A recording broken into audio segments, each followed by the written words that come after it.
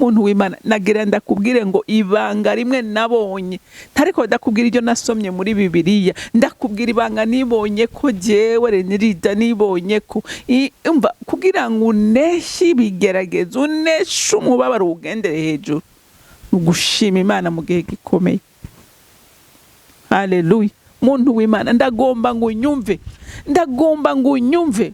Sindiko ndakubwira Bibiliya nayitijije kubera nta kindi nokoresha kwitura isangiye twese, ariko intahe yanje.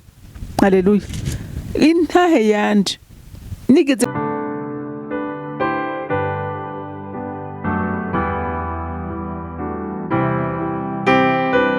Haleluya.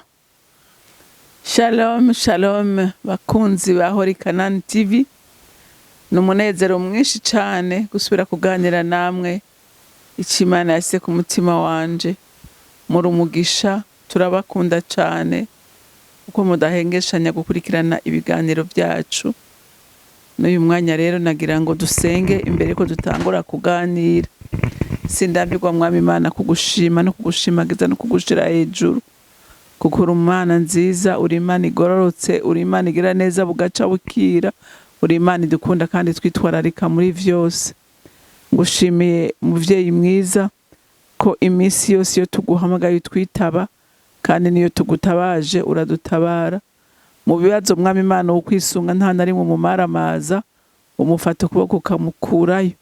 Rero nubu ndasenze kubw'imbabazi zawe n'urukundo rwawe, abariko baraca mu bigeragezo ni benshi mwami, ariko ndabasengeye ngo bunamurire amaso yawe kuri wewe, kuko Dawidi yavuze ngo ndunamurire amaso yanje ku misozi, ngo mbega ugutabagwa kwanje kuzova hehe, ngo kuzova kuwaremye ijuru n'isi, ngo ntazokundira ibirenge vyiwe ko bitirimuka. Natwe mwami Imana bakwizeye ntuzokwigera wemera na rimwe ku birenge vyacu bitirimuka. Ushimagizwe kandi wubahwe muri vyose na hose, mu izina ryawe ryera Yesu Kristo umwami wanje, senze nizeye kuvyumvise. Amen, amen. Rero ijambo Imana impaye kuganira namwe uyu munsi ni ijambo rivuga ngo hari ibanga mu guhimbariza mu bigeragezo. Hari ibanga rikomeye ricanga na Satani rikanezereza Imana iyo uhimbaza Imana uri mu bigeragezo. Haleluya. Ndabona abakozi b'Imana babiri bakoreshejwe n'Imana ibitangaza, hama Imana iranezerwa yihutira kubatabara. Reka dusome ijambo ry'Imana riri muri mu byakozwe n'intumwa igice ca 16, turasoma kuva ku murongo wa 25 dushikane ku murongo wa 28. Haravuga ngo maze nko mu gicugu Paulo na Sila bariko baririmbira Imana, izindi mbohe zibumva, isi ikinyiganyiga cyane giturumbuka, bituma umushinge w'inzu w'ibohero unyiganyiga. Ako kanya inzugi zose zuruguruka, iminyororo ya bose iradohoka. Uwo murinzi yikanguye abonye inzugi z'ibohero zuguruye, asokora inkota asokora inkota agira yiyahure, kuko yagira ngo imbohe zatorotse. Ariko Paulo asemera n'ijwi rirenga ati, ntiwigiriye nabi, twese turi hano. Amen. Ndagomba ko tuvugana ku ibanga ryo guhimbaza, ibanga ryo gushima. Bantu b'Imana, ijambo ry'Imana riratubwira ngo duhore dushima muri byose. Mbega byose bivuga iki? Byose bivuga ko hari mu buzima bwacu duhura n'ibibi, duhura n'ibyiza, ariko ijambo ry'Imana ritubwira ngo duhore dushima iminsi yose. Haleluya. Ngo duhore dushima bisigura ngo no muhe bitakwiriye gushima, dukwiye gushima kugira ngo tugire iki? Dukoze isoni Satani, dushira Imana yacu hejuru. Kuko iri kurayishimira mu kigeragezo, Imana iranezerwa, tuba turiko turayihimbaza. Haleluya. Turiko turadora Imana, turiko turavuga icubahiro c'Imana, tuba turiko turavuga gukomera kw'Imana. Ariko igihe cyose twiganyira igihe cyose turira mu bigeragezo turiko duhimbaza satani, tuba turiko twadora satani, tuvuga ngo Imana yacu ntishoboye, Imana yacu ntakimaze, nico tuba turiko turavuga. Ariko muntu w'Imana, haleluya, mu vyo uriko uracamwo vyose, mu biriko birakugora vyose, umane ivyizigiro, haleluya, uhagarare ku ijambo ry'Imana. Ijambo ry'Imana rigukomeza, ijambo ry'Imana rikubaka, ijambo ry'Imana rituma utanyiganyiga, haleluya, haleluya, ngo muri vyose ushime, haleluya.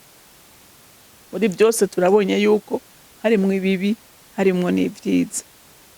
Aba bagabo babiri igihe barimwo cari igihe kigoye gose, cari igihe kibabaje, bariko barababara mu mubiri birenze, bari bakubiswe, barakubitwa cyane, baranoga buzuye inyama, birenze ivyo barabatwaye mw'ibohero. Iryo bohero ntibabafunga gusa ngo bicare ahantu canke baryama ahantu, ngo bababohera mu mpatane z'ibiti, babafata ibiti bibiri babashira hagati y'ivyo biti, hama bafata imigozi barababoha, imigozi iri kwija mu bikomere. Urumva ububabare hejuru y'ububabare, ububabare hejuru y'ububabare. Ariko baravuga bati mu mitima yabo ati kugira ngo tuneshe, haleluya, tuneshe konferanse ya satani, seminari giri tukoreshe, ati turirimbe, dusenge hama turirimbe, haleluya. Muntu w'Imana, nagira ndakubwire ngo ibanga rimwe nabonye, ntariko ndakubwira iryo nasomye muri Bibiliya, ndakubwira ibanga nibonye ko jewe Renilde nibonye ko umva, kugira ngo uneshe ibigeragezo, uneshe umubabaro ugendere hejuru, ugushima Imana mu gihe gikomeye, haleluya. Muntu w'Imana, ndagomba ngo unyumve, ndagomba ngo unyumve, sindiko ndakubwira Bibiliya, nayitijije kubera nta kindi nokoresha, kwitura isangiye twese, ariko intahe yanje, haleluya, intahe yanje nigeze guca mu kigeragezo gikomeye, gikomeye, hamwe n'umuntu wese avuga ngo mbega turamushika imbere gute, mbega tumubwira iki, turafise noneho ko twaraturonka ico tumubwira uyu munsi, ho tumubwira iki, tugikura.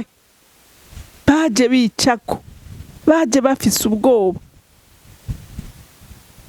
barashika nkabona ko babuze ijambo bavuga, nkabona ko babuze ijambo bavuga. Ariko ndababwira ngo ndashima Imana, haleluya, ndashima Imana ko yabonye ko no kwikorera imitwaro ingana gutyo, yabonye ko ndi ukwizegwa, yabonye ko ntoyivako ngo nikunjishije muri ibi, yabonye ko ndi intwari, haleluya. Baratangara, baratangara, ariko nta handi biva abantu b'Imana, ku mavi gusenga, karenza amaso ibigeragezo, karenza amaso ibibazo, ukavuga ngo ndagushima Mana no muri ibi ko nzohakura intahe, inyuma y'ibi nzohakura amashimwe, haleluya, nzohakura ico nzobwira uwundi muntu ejo, amen. Paulo na Sila baravuga ati umve muntu w'Imana, ngo turirimbe, ngo dusenge, ati ntutasenga turaja mu mosha mabi. Satani ndababwira, igihe uri mu ngorane ntusenge, Satani arakugenderera, Satani akakuganiriza, Satani akakubwira ngo ibyawe birarangiye, ibyawe ntibigishoboka, ndetse n'amajwi ya Satani n'abantu akabitiza, akababarira ati mbega muntu w'Imana, bakaza kugufasha kurira, bakaza kugufasha kuganya. Ariko ntuze wigere wemera n'umunsi umwe umuntu agufasha kuganya, haleluya. Uza kugufasha kuganya uza umwigizeyo, tije nkeneye unkomeza, nkeneye umbwira ngo komera, haleluya, songa mbere, uza kukubwira ngo komera, no muri ibi ndabona gacu kwibye, ndabona uri korashika mu masezerano yawe, haleluya. Paulo na Sila ati reka turirimbe, reka dusenge, ngo barasenga barahamagara icubahiro c'Imana, baratera indirimbo, bararirimba, baragira adoration, bararirimba, baratazira Imana. Imana mwijira avuga ati aba basore barantangaje, aba basore sinobirengagiza, ngo buno nyene marayika w'Imana araza abakura ko ya minyororo yose, babona ya minyororo ngo irabavuyeko. Haleluya! Bumva imiryango y'ibohero ikuruguruka. Nawe igitangaza cawe uzogikura mu mashimwe yawe, ntuzogikura mu marira yawe, ntuzogikura mu magahinda kawe. Igitangaza cawe uzogikura mu mashimwe. Haleluya, haleluya! Uzogikura mu mashimwe. Ngo umurinzi w'ibohero aravuga ati karabaye. Aba bagabo barabonye ko ibohero ryugurutse, aba bagabo barabonye ko iminyororo yabavuyeko, bari guca baniruka bagahunga, ariko baravuga ati no, turaguma kugira bamenye Imana twizeye iyo ariyo. Haleluya! Kugira ngo bamenye Imana twizeye iyo ariyo, bayubahe, bagumaho, nta numwe yahunze. Rero nawe Imana niyagukoreye igitangaza, uzogumaho nyene, aho nyene Imana yakiguhereye, ushinge nawe uvuga ubukuru bw'Imana no gukomera kwayo. Haleluya! Ngo bagumaho, bagira yisogote, baramubwira ati sigaho. Ahubwo iyaba umupagani yavuga ati niwishikane, ikibi wari wadukoreye, ikibi wari wadukoreye, ngene wari mwari mwatuboshe, ngene mwari mwatugiriye nabi. Ariko kwera abantu b'Imana bavuga ati ibyo aribyo byose, no ngaha tugira tuhakora umurimo. Haleluya, haleluya! No muri ibi tugira dushingire nta izina ry'umwami wacu. Baramubwira ati none nkora iki? Yaratangaye ingene iminyororo yo bava ko ibohero rikuguruka, bakagumaho bari ntibahunge. Haleluya! Yaratangaye, aravuga ati none nkora iki? Ati ko ndarengewe, ibintu mbonesheje amaso yanjye birandenze, none nkora iki? Bati ni wizere nabo mu nzu yawe urakira. Oh, haleluya, haleluya! Bega abakozi b'Imana, nawe ndakwinga muntu w'Imana, sinzi ivyo uriko uracamwo, conzi neza nuko hareba ko waracamo bihe bikomeye, bihevye bihebuye, ariko nagira ndakubwire ngo oya, kura amaso kuri ivyo ubona, yahanga Imana. Haleluya! Uvuga ivyo wifuza muri wewe, wiprofetize ko, wihanurire, wivuge ko ivyo ugiye kubona mu minsi mikeyi, kandi Imana izobishitsa, kuko ururimi rwawe rurarema. Haleluya! Ururimi rwawe rurarema. Ntuse nuko ibihe bisa, ntuse n'ubyo umwansi ariko arakwereka, ariko umwansi umubwire ngo hari yambariye. Haleluya! Kandi yambariye nayo ntibesha. Ufata ijambo urivuga uti yambariye ngo. Haleluya! Ha muri hagarare kushime. Satani amaramane bantu b'Imana, ngiki kintu gicanganye cya Satani. Satani akavuga ati no, ibi bintu ntibibaho. Ni gute jewe na mubabaje ariko nkabona atasho bimubwiye. Satani aracanganye ikigwa. Ha Imana mwijuru ngo ndafise umukobwa. Mwijuru Imana ikavuga ngo ndafise umuhungu. Haleluya! Ndafise umuambasaderi nashize mwisi, ariko arashingira intayi izina ryanje, ariko arakora mu gihe ciwe neza. Haleluya! Paulo na Sila mu gihe cyabo bakoze neza. Umusore nka Yosefu mu gihe ciwe yakoze neza, akora ku mutima w'Imana, ntiyigeze yitaho ku ntambara ariko aracamwe. We yitaye isezerano yavuganye n'Imana. La sayitaye kore bonde taye, yitaye ico yavuganye n'Imana, kuko Imana hari ico bari baravuganye, nico yahagaze karavuga ngo warambariye ko nzoba ukomeye. Haleluya! Ati ico nico ndindiri, isaha niyo ntaje n'umunsi nawone, atariko ico nzi neza no kutabesha. Nawe ico yakubariye kirindire wihanganye, ntibesha. Haleluya! Kuko ikorera ku isaha yayo gusa. Yosefu yaciye muri byinshi, Yozefu yatawe mu gobo. Yozefu yaragurishijwe kabiri kuko urazi ko bene wabo bamugurishije kuba Ishimayeli apfaho abo bamugurisha kwa Potifari aba yarafungwa. Haleluya. Ariko yagumye yizigiye Imana yiwe ngo iyambwiye ndazi kwitabesha no kubikora izobikora. Haleluya. Yavuye muri prison aba icegera c'umwami. Kubera iki? Kubera kumenyana n'Imana, kwihangana akamenya ico yavuganye nayo, kwitabesha no kubikora izogikora. Mana we, ndagushimira kutabesha. Abasore nk'aba Yozefu, ba Meshaki, ba Abedinego baravuga ati twebwe Imana idutabara itadutabara ntacyo bitubwiye, kimwe turakizi nuko naho twopfa tuzopfa tuyizeye tuje mu ijuru. Haleluya. Ati ishobora no kudukiza ikadukura muri tanuri ry'umuriro. Ati rashobora kubikora. Ati kandi nayo itabikora twe ntidushobora kuyivako.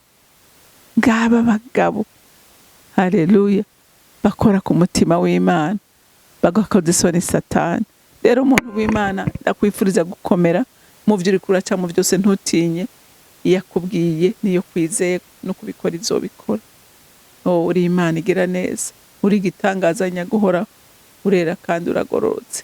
Izina ryawe ndarishima kandi ndarikunda kuko twariboneyemo umugisha w'agakiza, twariboneyemo umugisha uhabwa imbaraga z'Imana zidukoresha uyu munsi zigatuma dukomera, ntitunyeganyizwe n'ibihe, ntitugira ubwoba mu byo ducamwo, ko tuzi neza kuba tubwiye ari uwo kwizerwa ibyo yatubwiye byose azobikora kubw'urukundo rwiwe n'imbabazi ziwe. Mana yanje mwami Mana, ndasengera umuntu wese ariko araca mu bibazo yari yihebuye atabona inzira, ariko ndagushima ko utabura inzira mwami Mana, we ntubura inzira no mu kiyagura yica mwami Mana. Yo haleluya. Ese icompa abantu bose bakakwizera, bakamenya urukundo rwawe n'imbabazi zawe n'ineza yawe, bakakwizera mitima yabo n'ubwenge bwabo n'inkomezi zabo byose bakabishira muri wewe, kuko wewe ntuhemuka ntubesha. Ibyo uvuze urabikora kandi ukabishitsa. Urakoze nyaguhoraho, icubahiro cyose kibi cawe mu izina ryawe ryera Yesu Kristo umwami wanje. Senze nizeye kuvyumvise.